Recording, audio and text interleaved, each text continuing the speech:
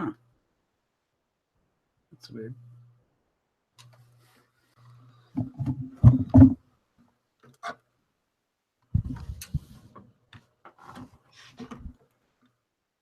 Hi, Rob. Hello. How are you? I'm okay. I don't see your picture. I'm trying to resolve that right now. I'm not quite sure why that is. Jeremy. I see the porn star. I have a lot of things plugged into my computer, one of which I thought was a webcam. Yeah, I found out the other day that your neck of the woods is like one of the, I mean, other than Los Angeles, is like one of the porn star capitals of the world. Yeah, kink.com's here. Or they were very, very popular area apparently. They actually one of the biggest studios bought the old Armory in San Francisco. It was their studio. It's a huge, huge space. Looks like they're moving out of that. So I don't know what's going to be in there next. This is really weird. It's shut up in the control panel, but it didn't. The little green light's not on. And so I'm randomly unplugging things.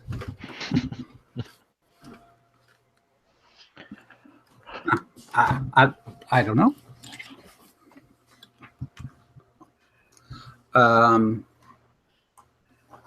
It's really weird. I mean, you had one job to do. Well, you had like 10 jobs to do. Yeah. I guess it's all going to have to be you guys and not me. My audio is good though, right? Audio yeah, you sound fine. Do you have the lens cap on? No. Oh, that would have been funny. I'm not Rob. Under settings, what's your you have the right I don't put the lens cap on. Yeah, it's showing the camera under settings. I only have one, and it's showing up in the list, so it's like the computer. You don't have your camera turned off, do you? A little thing at the top with the camera with the line through it? No. Do you have the right back on? Do you have the right camera selected? Yeah, Jeremy just asked me that. Oh, Is there like a control panel setting for that? There you are. Yep, there he is. What the hell? All right. I think it's you. I think he clicked the use the camera button. Yeah. I toggled it again. I'd already toggled it once, so that's weird. It's a new Google feature. Lower third's on. I don't know how to make that go away though. I make it go away by opening chat. Rob, you know we have chat, right? Yes, I do. Okay, just checking. You never know. Now I have to attempt the always exciting Alpha Geek radio. Shoot, how do I get the lower third on again? Oh, the toolbox. All right, now I'm going to go check my history. Lower third. Does that sound like this? I should just bookmark this thing, right? Who's color? Green. Let's go with stream admin. No. Oh, Jeremy, you went to green. Green. I'm gonna use the green. I'll go yellow. How's that?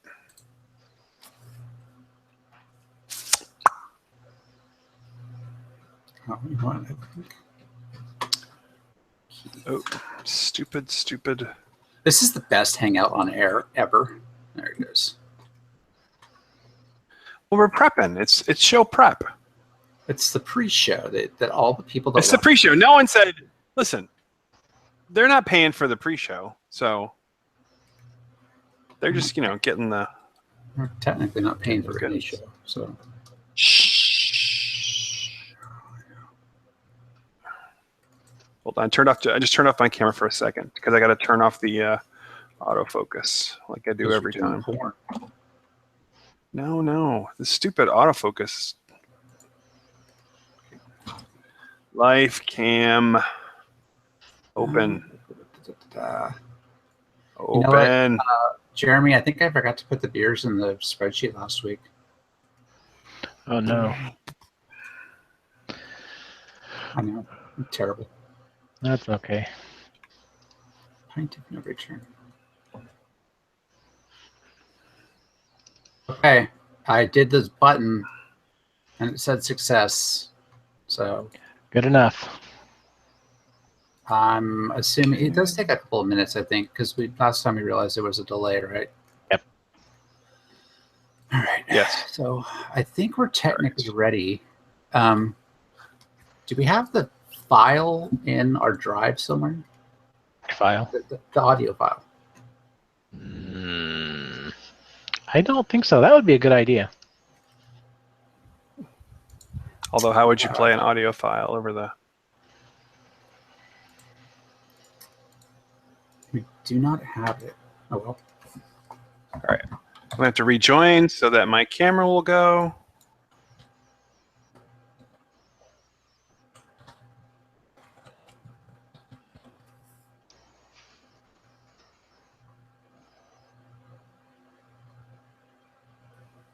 There we go. I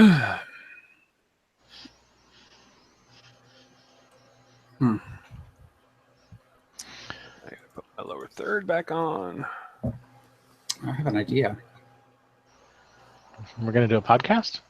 We're going to do a podcast as soon as That's a good idea. Rob figures out. Yep. I got it. I'm going to actually try to get the song. There we go. Hold on. Give me. If I can type.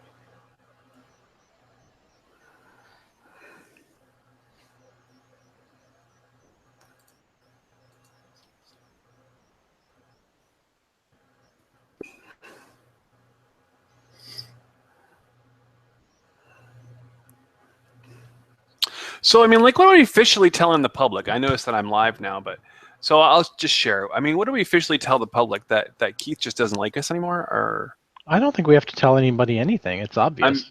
I mean, it's, there's only so many times that you can use my kid's got a sniffle or a pageant at school. I can't find it.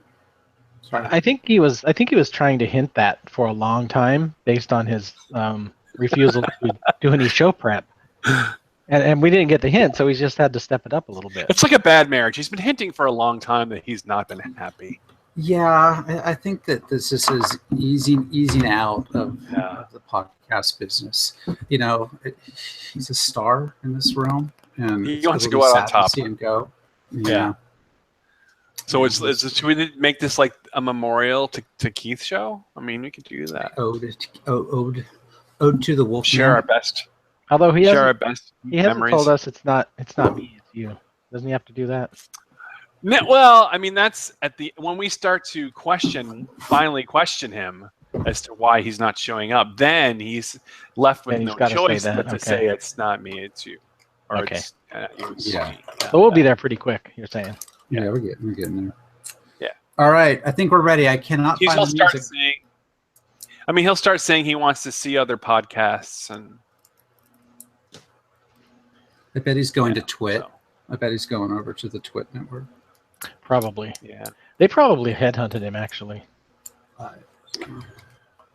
But we have responsibilities to our loyal listeners and viewers. So let's do that with them. Yep. It's time to start the show. On them.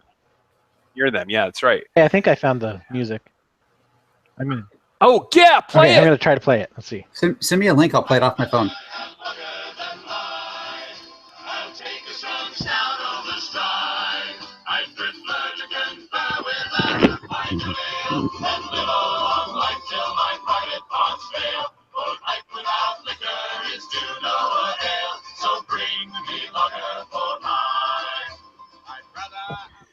From the deepest, darkest, most rarely used corner of the interwebs, it's the Pint of No Return Show. It's a podcast about beer, guys, and the things that beer and guys do when they're just beer and guys. This is season 4, episode 14. And we're closing in on the end of our fourth season of this new incarnation of the Pine and No Return Show, and we could not be happier to have you, many listeners, a part of it. So without further ado, here are my fellow co-hosts, the California boys, Jeremy and Gary. Hi, guys.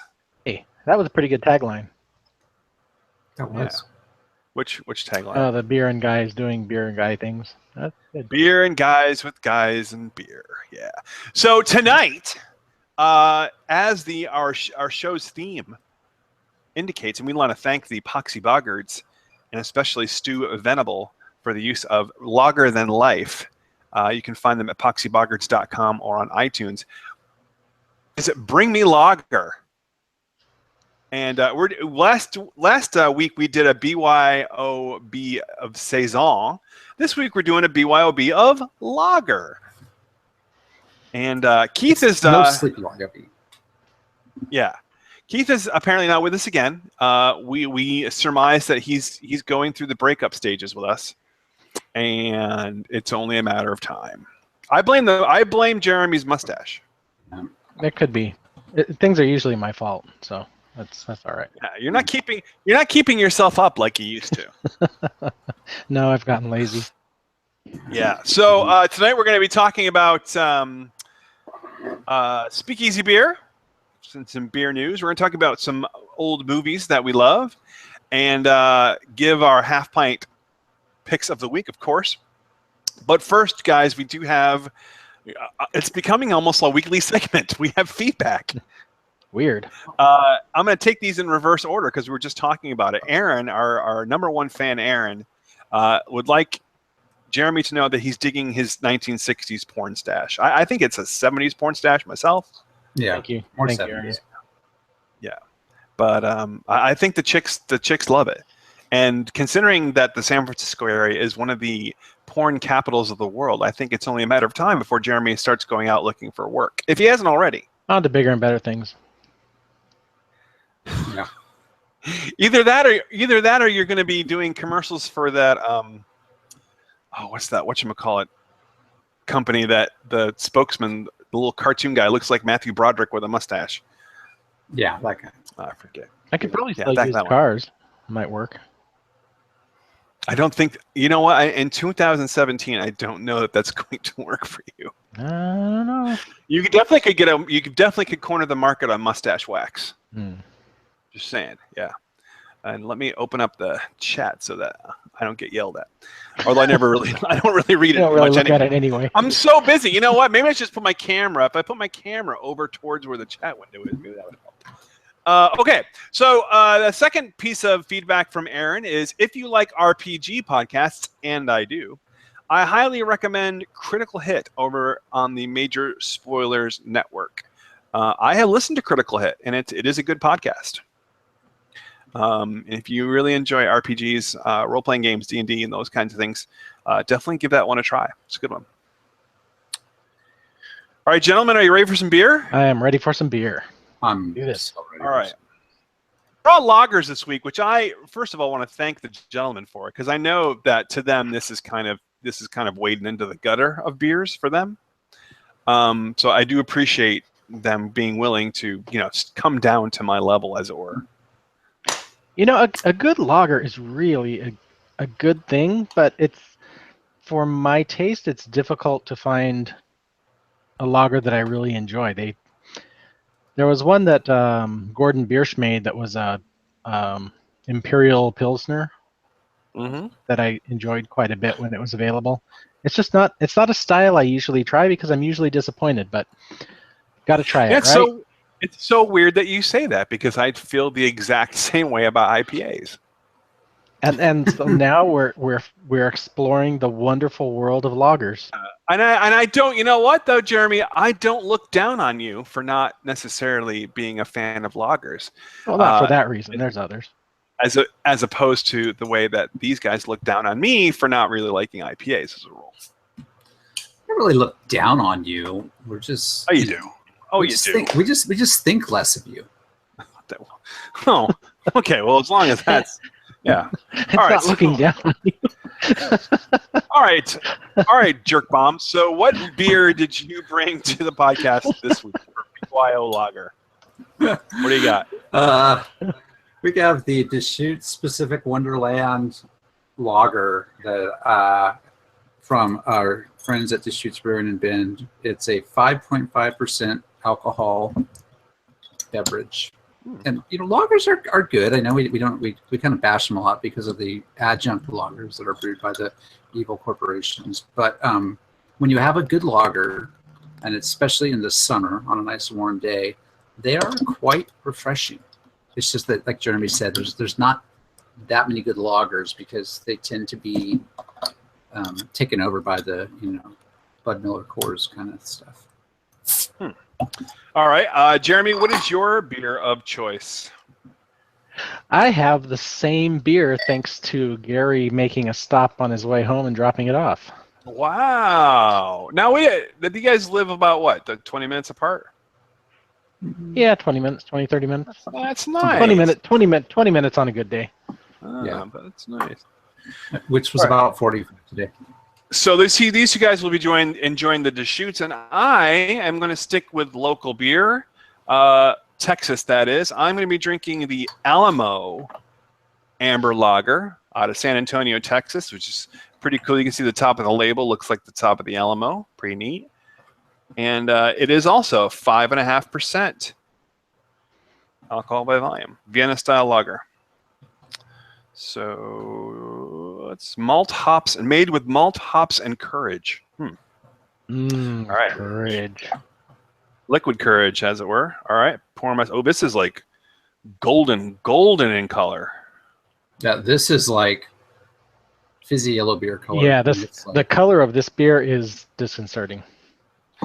I mean, this is listed as an amber lager, so that is that is prototypical amber color. It is.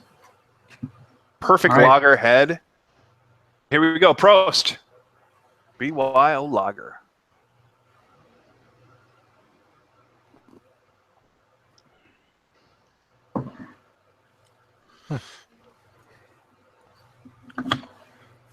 Well, it doesn't taste like it looks.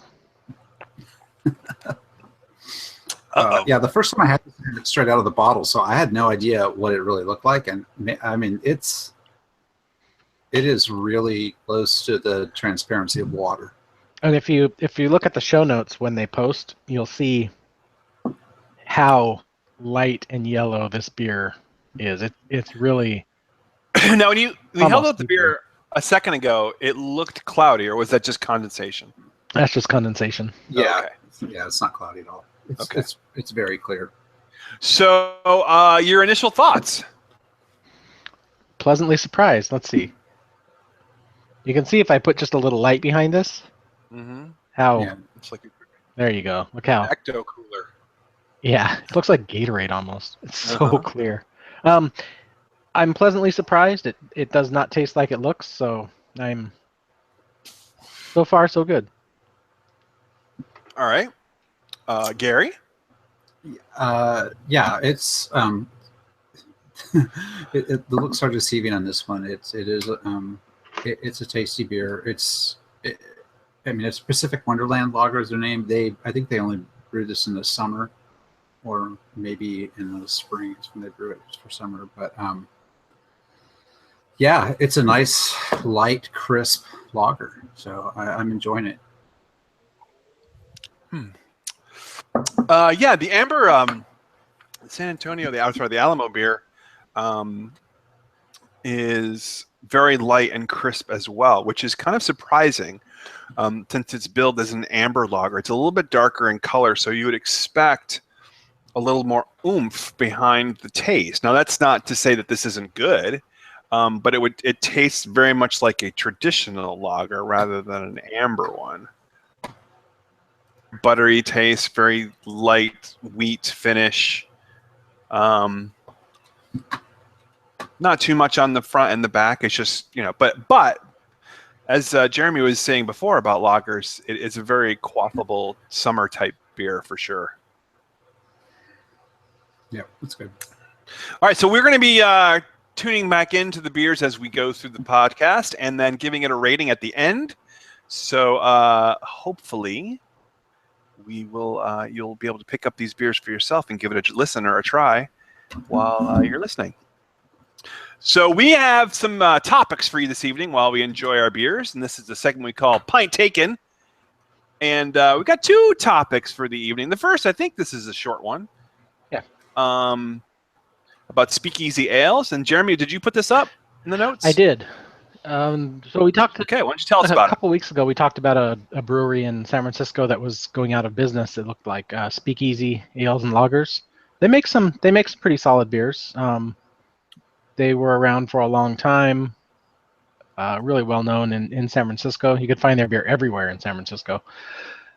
It looks like they are not going to go out of business after all. The brands have been purchased by Hunters Point Brewery, which is a new company. And it looks like they will continue to produce speakeasy ales and lagers, which is a good news to see. It's nice to see that they will continue to make these beers. Absolutely. Yeah, that is good news. So, and they were not acquired by InBev or Heineken. They were not. We can still drink their beer. Yeah, it's just you're still allowed. You're still allowed. Yeah, we took a trip last Friday, to our local craft brewery, Southern Star, which we've enjoyed some of their beers on this podcast before, and we're talking with some of the guys about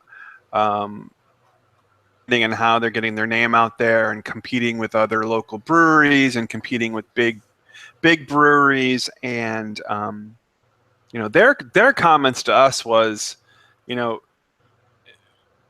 it's a feast or famine thing for them, and it really has nothing to do, they say, with their beers, because they've not really changed their formulas for their main set of beers since they started.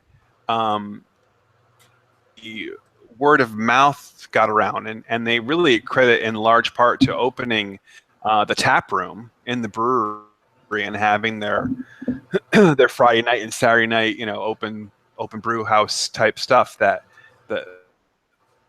was really what helped them catapult to being basically opening a $2 million facility that we're now enjoying, because they used to be out of the back of like a warehouse, a steel warehouse. You'd go in and see a bunch of trailers, and inside they have the 2 or 3 big brew tanks and sacks of grain over on one side and empty cans on the other side, and they'd say, there's the tanks, there's the mill, there's the grain, here's some wooden nickels and a glass, enjoy your beer. And either sitting there on a picnic bench in their brewery with the doors open hot in the summertime, or sitting outside sweltering in the heat buying a hot dog. But now, I mean, the tap room is I'll next time I go, I will take some pictures, and maybe we'll post them on the website. It's really a pretty cool thing. It's a nice thing for Conroe to have. But anyway, I say all that just to ask you about Speakeasy, and maybe what some of the issues were that they were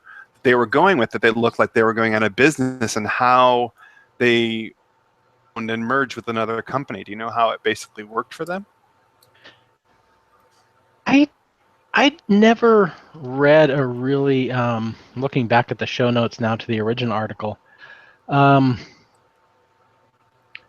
they said we were looking for options to secure additional capital. We couldn't come to terms to make that happen. It left us with no choice but to cease operations. So they expanded recently, well, a few years back. In 2015, they expanded from 15,000 barrel capacity to 90,000 barrel capacity. So that was a huge upgrade, which maybe was a little ambitious. Have you read anything specific, Gary, about what actually happened with them? Yeah, I thought it was, they kind of got into financial trouble because of the expansion. They secured a bunch of financing for that, and I don't think that they were quite getting the growth in the brand and the sales to keep up with the cost of that expansion. So just tried to grow too big too fast. Yeah, that could have been. I mean, this area is an incredibly competitive beer market. I mean, there's a lot of beers around. Right.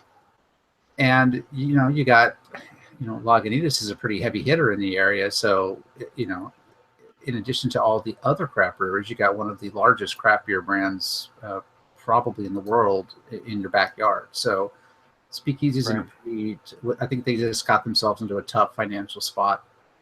And they were trying to get money to pull themselves out and weren't able to do that and had to cease operations because they basically couldn't afford to keep the doors open.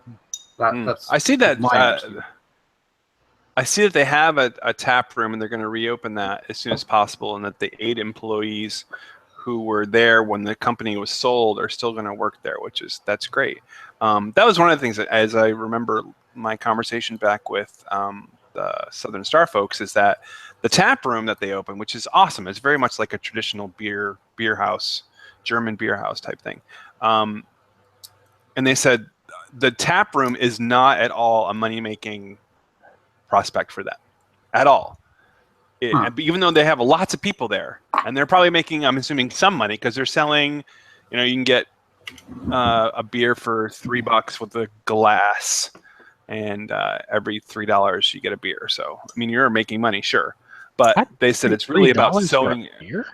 That's really good. Yeah, for a tall one, yeah.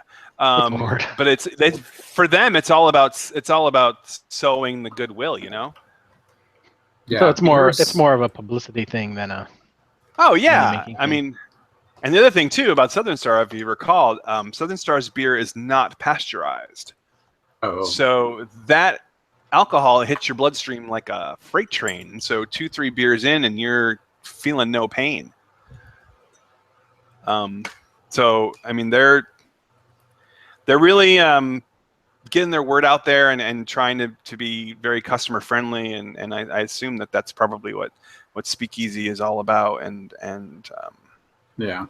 Hunter's Point, who acquired them, so that's good. Yeah, it'd be good to see them keep going. It's good to keep the embers, going until Heineken or InBev shows up and gives them their big payoff. Yeah, that's going to happen to all the craft brewers. Yep. All right, well, keep us informed about how that's going. That's great. All right, next up, our next topic is movies. Cosmopolitan magazine. So right there, it's a magazine that's right up our alley. Cosmopolitan published a list, a clickbait list, really, basically, of 50 quote-unquote old movies that every young person, and I would put in parentheses most likely chicks, needs to watch. And basically these films cover about a 15-year period from the early 80s to mid 90s, which is right in the three of us, our formative years. So they put a whole big list together. I immediately look at this list and called BS on it, because there's some, mega huge hits that were, complete emblematic of the 80s and early 90s that are totally missing from this list. And then I looked up into the source and said, oh. So, you're talking about no Arnold Schwarzenegger movies, no Stallone movies, no Indiana Jones. Just the big, huge, massive blockbusters of that period are missing. Now, there are big movies on there for sure. I think part of the rationale is that they're assuming people have seen those movies. You think so? I think that's the case. Is that because a lot of these movies are movies that. Oh, well, a lot of these movies are movies that my kids haven't seen, and I have a almost 22-year-old and an 18-year-old. So maybe they're big movies that haven't necessarily translated into a large audience in 2017. Yeah, I think that's the case. I think that the big blockbusters, even Titanic. My kids have seen Titanic. I've never seen it. So I think those kinds of movies, these are saying movies that you should see that you probably haven't seen. Is the way I take this. I guess. That's the only thing I can think of that would excuse not having comedies like Caddyshack, or Ghostbusters, for crying out loud, or action movies like Indiana Jones and Star Wars, and those are completely missing. So maybe that's I guess the most reasonable explanation I can think of. Yeah. I think they're assuming that all those movies have been seen. Even Ghostbusters, you would assume that a lot of young people have seen it because of the remake. Maybe. So in chronological order, they start in, I think it's 1982, and move forward all the way to 1995. So about 13 years that it covers. So I don't know how we want to approach this list. If we each picked, you guys asked us to pick 5. Yeah, we don't want to go through all 50 out of this list. Let's just mention our we should top start 5. with the ones that we had in common, because that's a very small list. Okay, let me do a little sort here. No, it was already sorted. I unsorted it. Go ahead, and resort. Well, they just sorted by Gary, and they sorted by Rob, or sorted by, yeah. So let's see. So the films that at least some of us had in common. All right. So we've got The Goonies, was picked by Jeremy and Gary, and yeah, that's a great 80s kids teenager movie. If you want to know what it was like to be a teenager or preteen in the 80s, The Goonies is a great one for that. Yeah. Jeremy and Gary picked Ferris Bueller's Day Off, and that made my short list. I had to trim it to 5, so that was the last one that fell off my list. That is, to me, that's like one of my favorite movies, and my kids have seen it multiple times, so I feel like I've accomplished something. Yeah, and see now that's where maybe your formula, I don't know if it holds up, because pretty much everybody has seen Ferris Bueller. That's still really popular. I know some people that age range that have not. Okay. Rob, or me, and Gary picked, were together on 16 Candles. Yeah, another hilarious. And classic movie. Again, I think if you want to know what it was like to be a teenager in the 80s, that is a movie you should watch, because it has, pretty much a point of view from every perspective: the freshman, the geek, the jock, the pretty kids, and all the nerds. Everybody is represented in this movie. It's like a lot of really great one-liner type. Yeah. Oh yeah. We still quote Long Duck Dong to this day. Yeah. Oh yeah. Yeah. He's. Gary and I also were together on Back to the Future. Yeah, that was one of the ones that made my short list. I couldn't keep it. Yeah. Didn't make the top 5, but it was on there. And then that's where all of us kind of departed. We all started picking our own films. We do not have any other matches, and nowhere did the 4 of us, or even 3 of us, match up, which is kind of interesting. It's 50 movies, and we didn't match on 3 on any of them. So let's just go down the list. So Gary's is next on the list. He had The Breakfast Club. Yeah, The Breakfast Club. And a quick blurb on why you put that one on there. Again, like another classic teen movies. 16 Candles is like the humor of the teen, and Breakfast Club is more of the, kind of an emotional drama. That's not probably not the best way, but kind of like how people were actually thinking on an emotional and social level, as opposed to just trying to be funny about it. So let me round that out with Jeremy's next pick, which was Pretty in Pink, and you have right in this top 6 or 7 movies we've been talking about, 4 John Hughes movies. So I thought Ferris Bueller, 16 Candles, Breakfast Club, and Pretty in Pink. And Gary and I had Pretty in Pink in common too, which you do? Yeah. No, I did not. No, it's not on his list. Is it not? Did I copy it wrong? Oh, you had Breakfast Club. Okay, I copied it wrong. So. Oh yeah, it's 16 Candles instead of Pretty in Pink. Yeah, and that one also. To me, 16 Candles, Breakfast Club, and Pretty in Pink are kind of the same movies told from a. It's almost the same story and told in different ways. They're equivalently good movies. I picked Pretty in Pink out of those 3 because of the soundtrack. I love the soundtrack to Pretty in Pink. It's interesting you say that. Yeah, it's interesting that you say that, because you could almost take those 3 films, and I actually confess, and we're going to do, I think, 5 films when we finish this list that we haven't seen off of this list. Will be surprising. I've seen most of Pretty in Pink. I haven't seen the whole thing, but you can almost take Breakfast Club, 16 Candles, and Pretty in Pink, and have them not only be the same story but the same characters, just moving from film to film. Yeah. Yeah, well, certainly at least one actor is the same in all. I mean, Molly Ringwald plays almost the same character in each film. Yeah. Almost. Okay. Jeremy has the next film, 1988, Who Framed Roger Rabbit. Now, this would be on one of my lists of movies I have never seen. Really? I've never seen. Cosmo says you need to see it. I guess so. Yes. I don't think I've seen it in its entirety. I really, really enjoyed this movie. I saw it so many times in the theater when it came out. Groundbreaking.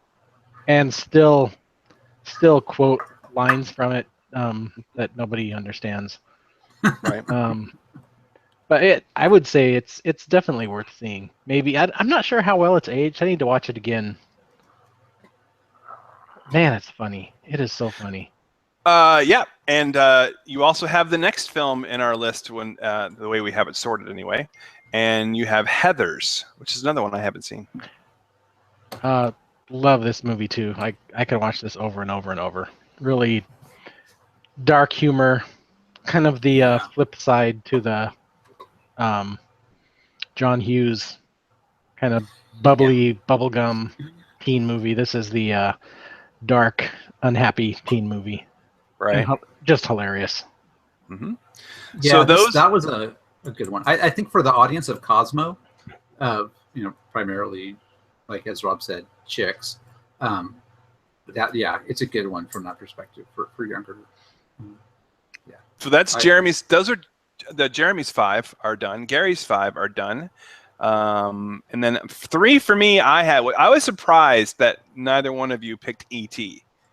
One of the worst movies ever made. You are insane in the head. So I didn't see that until a couple of years ago, and oh my god! Well, see, that's part of the problem. Yeah, as watching it as an adult now, without any of the I was a kid and I saw this, it's not a very good movie. You cannot look at this film through the eyes of a nearly 50-year-old man for the first time and get a real appreciation for it. I'm just shocked. I'm shocked. Here's what I'll say. It did not hold up to the. Here's what I'll say about E.T. E.T. is the first film that I remember, and I was 11 years old when it came out. E.T. was the first film that appealed to everybody, parents, kids, grandparents. I mean, it was just a huge, colossal hit, and there was something in it for everyone. And again, if you want to know what it was like to be a young kid growing up in the 80s, E.T. is a young boy, especially. E.T. is you can't get any better. It's basically like, you drive around town, you see a lost dog flyer on a telephone pole. It's like a nearly a 2-hour version of a lost dog flyer trying to get lost dog trying to get home. But yeah. I have a better appreciation of it than Jeremy does. I do think it's a good movie, but if you're going to go with throw a movie in here about extraterrestrials, I would say Alien is a much better choice. I would agree with that. Which is a much better choice? Alien. Well, apparently not on this list. Well, and I love Alien. To me, Aliens, the second one, is a better film or a more exciting film. But I love them both. But neither one on this list. My 4th pick was testosterone-filled action films of the mid-'80s, Top Gun. God, another movie I really need to watch one day. See, there's one of Jeremy's. Yeah. Okay, you didn't like Top Gun, Gary? Top Gun at the time was entertaining, but we tried to watch it. I don't know. Maybe it was over Christmas. It was on Netflix or one of the services, and we're like, we should watch that. And we started it with our kids, and because they're teenagers now, they can watch pretty much anything. And Gilly and I kind of turned to each other like, yeah, we need to watch this. And the girls were like, oh, thank God. and they were so glad that we turned it off. It just did not hold up. So doing a new version of it, though. You're approaching this list then from the perspective of movies that are really good that still hold up. Well, if you're going to tell people they should go see a movie, then yes, it should hold up. And Top Gun, it was a good movie for the time, but if you weren't in that time, it's not a good movie. Yeah. Okay, and my final pick is probably one of my top 3 favorite movies of all time, and that is The Shawshank Redemption. Wow. Shawshank Redemption is just it's an unbelievable film, and if you haven't seen it, you're definitely missing out. Tim Robbins, Morgan Freeman, based on a short story by Stephen King. If you want to put it this way, it's Stephen King's best movie. I'll say that. So Shawshank is just amazing. That is an amazing movie. I agree with you on that on all points. Although Misery is maybe the best Stephen King movie. Misery was my number 7 on my list. Misery is a great film. I can't believe it. The movie based on The Body. Stand By Me. That's... Stand By Me is also a good one, and not on this list. Which, for a Cosmo list, you would think Stand By Me would be on here at least. Yeah, but I think a lot of people have seen it. Well, maybe. And, okay. and it still holds up. Stand By Me. It holds up, as Shawshank does, because the period films, I think, hold up a little bit more rather than films that were shot in the time period that they're from. Shawshank wasn't a film about the 80s, right? No, it was the 30s and 40s and 50s. Was it that? Okay. Yeah. You never seen Shawshank? I have seen it. I remember I enjoyed it. I don't. Oh, that's right. I forgot you don't remember films. So I was about to call Keith out on the carpet as I'm reading his list, and then I realized that since he's not here this evening, I realized what happened. The boys picked his films for him. You should go through his picks.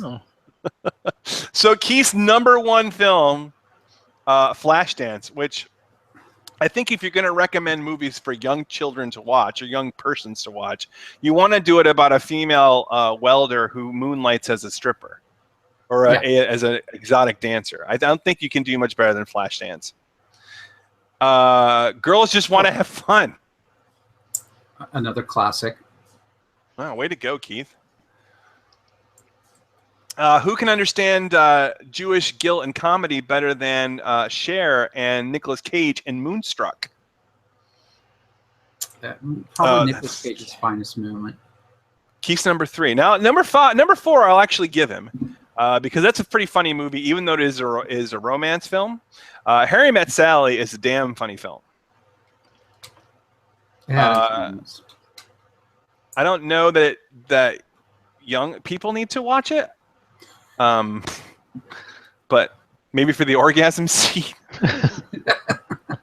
It's the only thing anybody ever remembers about that movie. I remember 2 things about that movie. I mean, I do remember the film, but the 2 big things I remember is the orgasm scene and the soundtrack. Harry Connick. That wasn't his Put Harry Connick Jr. on the map.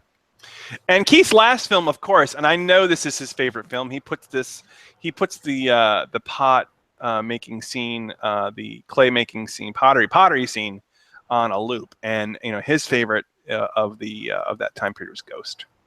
I imagine that Keith in his basement, on the other side of the computer that we can't see when he podcasts, is a potter's wheel.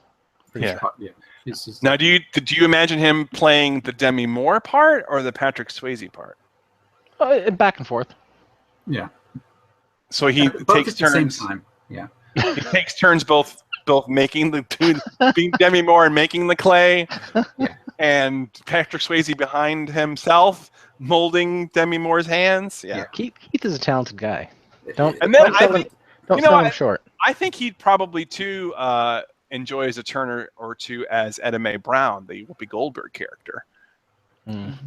Yeah, I can see him doing that, like as a psychic with an attitude. And one of the biggest travesties in the world.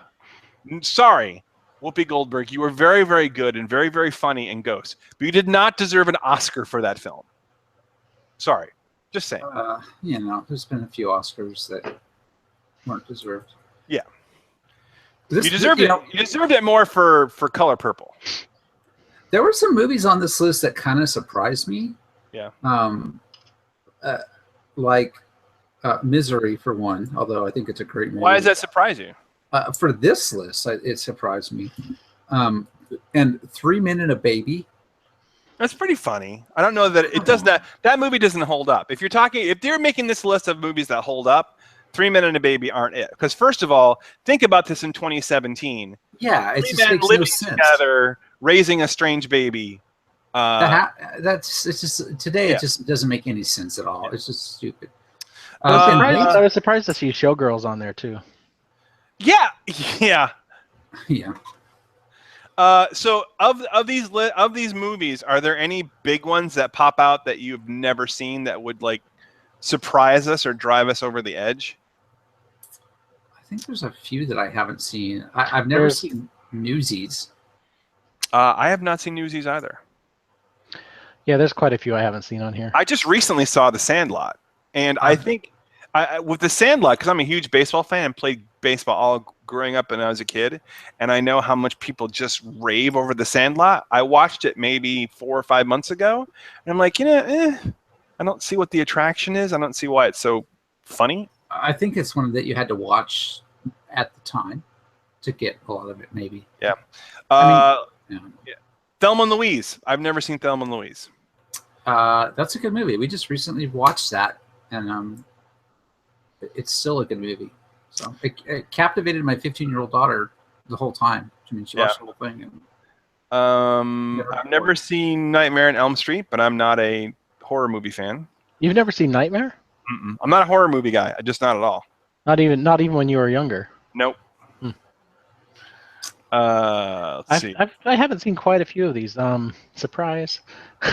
Yeah, I can see you ticking them off. And that's what you're doing. Yeah, I'm looking at the ones I haven't. So Dead Poet Society, none of us picked. I almost picked that one. That was a really good movie. I think. I don't know how it holds up, but when I was a kid, that was an influential movie. Dead Poet Society is a good film. I don't want to disparage it, and it's probably one of Robin Williams' best roles.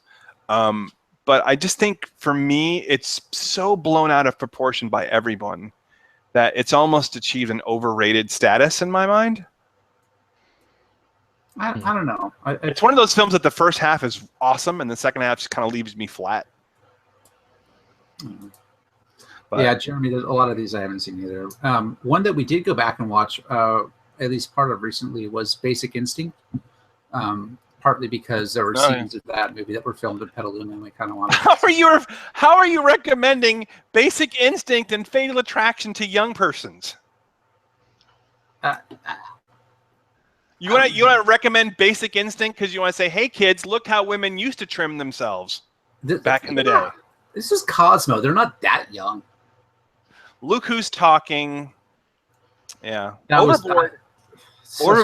Stupid idea. Overboard is a very, very funny movie, classic movie, but it holds a special place in my heart because it was the movie I went on my first date to go see Overboard. Is an entertaining movie. I would say Fatal Attraction, great film. Dirty Dancing, overrated. Yeah, way overrated. Kind of surprised Keith didn't pick that. Dirty Dancing was funny, and he almost did. I can tell you that. Dirty Dancing was really funny when they did it on the Goldbergs. Yes, and much better actually. I found it much better. Much better done by the Goldbergs. And listen, okay, so we've talked about this show before. If you want to watch a TV show that's about growing up in the 80s, oh my God, the Goldbergs is such an awesome show. I love that show. It's so funny. It is so good. Has been renewed. I'm very excited. Although they're running out of, it was 1980 something because the kid's getting older now. Yeah, I know. And it's going to have to be 1990 something in a minute. Yeah, the brother's like 30, so they got to age him fast. Let's see, Pretty Woman. Again, that's an overrated. One of the worst movies ever made. That is so overrated. It's unbelievable. I mean, that is the movie that you do not want young girls watching. Right. You can be a hooker, Hooker makes good. and your prince will come and save your life. Yeah. The guy who hires a hooker to turn her into something special. Sleepless in Seattle, overrated. Yeah. How is You've Got Mail not on this list? If they're putting all those chicky flicks on, how is You've Got Mail not on here? I don't know, I've never seen it. I can't say. My Girl. Oh, that's the crier movie, make you cry. Mystic Pizza, Julia Roberts' first film. Never saw it. Yeah. Adventures in Babysitting. Now I love my 80s crush is Elizabeth Shue. I think she is hot as anything, but I never saw that movie. That is actually a really good movie. I mean, is it? Yeah. For a movie of that period, it's good. Elizabeth Shue, I think, is one of the hottest chicks out of the 80s. Anyway, but I digress. All right, so go ahead and check out the show notes. Jeremy will put that up. You can go and make some comments and see what you agree and disagree and what movies they left out. They left out, like I said, all the Schwarzenegger, Stallone, Indiana Jones. There's no Bruce Willis movies on this film or on this list. Die Hard should be on this list. Probably one of the classic action films of 1980s, especially the late. That's one of the worst good movies ever. The worst good movies ever? Mm-hmm. What does that mean? It's an awful movie, but it's so funny. It's not. Come on, it's all about things blowing up. No, that's a great film. It's incredibly fun to watch. But do you realize? Okay, do you realize that Die Hard, ridiculous. until Die Hard came out, every action film was the hero took no bullets, no damage, never got hurt, never had a scratch. And this was the first film that featured the hero basically getting the shit kicked out of him for 2 hours, and it basically defined action movies for the next 25 years. It is hilarious and fun to watch. I'm not disputing that. I'm not saying it's a wonderful movie, but it is definitely fun to watch. Whew, okay. Hans Gruber.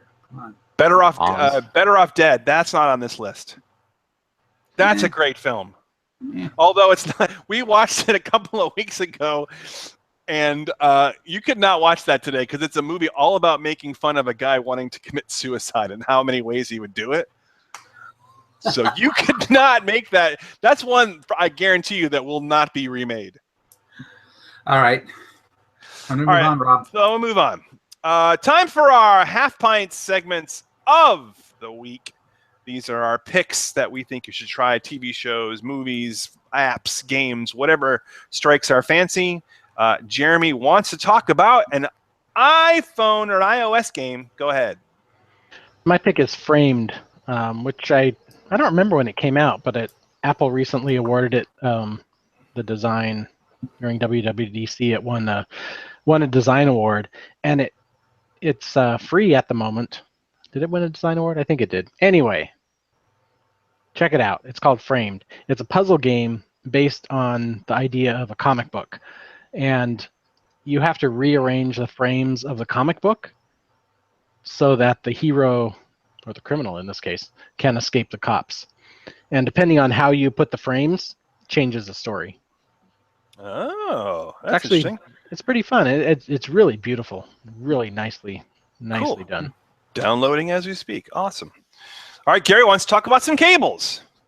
I just want to say that I want to pick the second Monument Valley because that just came out, but I haven't. Oh yeah.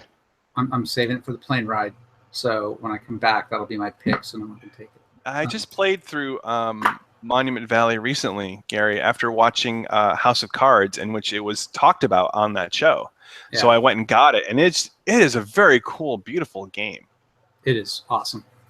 So yeah, I can give that a try too. I think either Jeremy or I picked that when it came out originally. But that was a great game. So my pick is actually Anker, which is spelled Anker. They make cables and like charging products and power supplies and things like that. But they're really good, and their quality is really good. They're like better than you get from the original manufacturer, like lightning cables for iPhones and stuff like that. They're really good. I got the one that I ordered that was a mistake last week. Because I was opening my Amazon packages. It came in this nice little case that's actually like a little opening wallet, and it's all tied up there really nicely. Wow. And the quality of the cable is just outstanding. And I'm gonna have to find a use for it because the return fee on it was just too much with the shipping, so I decided to keep it. But I did get the lightning cable I ordered, and it's really good. I've not had good luck with the Amazon cables. Amazon's are good price. They're Amazon Basics ones, but they just don't hold up. They tend to fray at the ends and start to lose their connection. So I started buying Anchor as my replacements for those cables, and so far have been impressed with them. So Cool. Keith's picks for the week, we made those for him too. He is going to be, if I read my Roman numerals correctly, which LL is not correct, but I'm going to read it anyway. Hearthstone 127, the Hearthening, is his pick for the week, and yeah, my dogs love it. So, yeah. And Keith, I you know what, I want to applaud you for going off the map and picking something new. That's really bold of you, and I'm glad you did it. So thanks for that. Okay, my picks for the week, I have two. One is an older video game that's getting its sequel released this summer, but you definitely should give the original a try, and that's Shadow over Mordor. It's for all the consoles and for PC, and it's basically a Batman Arkham City type of game, kind of the action combat game with the story involved, but set in Middle Earth. And you're a ranger who was made a blood sacrifice and couldn't die, and he's fused with another cursed soul, an elf who has a really amazing backstory, and together they're trying to subvert things that are going on in Mordor. But it's a very open world type game with awesome action and fight scenes, and it's just really, really cool. And the second one's coming out this summer, so try Shadow over Mordor. You can probably get it pretty cheap now. And then the other one I wanted to recommend is The Element, the board game. It's an abstract game in which you play a sage or a wizard trying to trap another wizard on a board. It's a gridded board, and you're using these 4 different colored tiles, which represent the 4 different elements: earth, wind, fire, and water. And they can all do different things, and you're trying to trap. So it's kind of like a little bit of a chess feel to it, but there's enough action and different things moving around the board that it's very much a chase and a be chased type game. It's really simple. Played it this past week. Games take about 30 minutes. And you can play with up to 4 players. So it's really pretty cool, and it's very cheap, $25 on Amazon. So it's brand new, and it's really cool. So give Element a try. Cool. All right, so we need to do our final impressions of our Bring Our Own Lagers. Gentlemen, what say you of Deschutes? I kind of wish I had another. That was a good beer. It's light, crisp, flavorful, more bitterness than I expected out of it, and really a great summer beer. 8 out of 10 for me. Oh, very good. Gary? I will not disagree with Jeremy on that. My untapped rating of this was a 4, so that's an 8. I'm going to stick with that. Yeah, it's got a really nice, like I said earlier, clean, crisp taste. Definitely more of those kind of lagery, pilsnery kind of flavors in it with the yeast and the malts, and it's a nice change of pace for someone who drinks a lot of IPAs to pick up a lager and have one that's actually tastes good and doesn't have smells or flavors of like horse urine or something like that you normally get with the adjunct lager. So if you have a friend who likes the cheap American beers and you want to get them into craft beer, give them this beer. This will convert them over, because they will find everything they like, the lightness, the freshness, all that stuff of the beers, lower alcohol, so you can drink them, a lot more of them. And this will convert them into a craft beer lover. All right. And for me, for the Alamo Beer Company's Amber Lager, it's really quite good. I'm enjoying it. It's not my favorite lager I've ever had in the world, but it's serviceable. It's very good, and I will give this beer a 7. Serviceable. So, it's solid, very solid. All right, gentlemen, any final thoughts for season 4, episode 14? I really hope that Keith ends the long breakup soon and either recommits or Keith stops. Stop stringing us along, buddy. Yeah, we miss you, Keith. Miss you, buddy. And by the way, we're taking you for everything you got. There was no prenup. Oh yeah, there was no prenup. All right, so that's gonna end it for season 4, episode 14 of the Pint of No Return show. We always put on a little music at the end, so in honor of Keith's favorite film, I'm gonna leave you with this. Oh, my love, my darling, I hunger for your touch. Still more.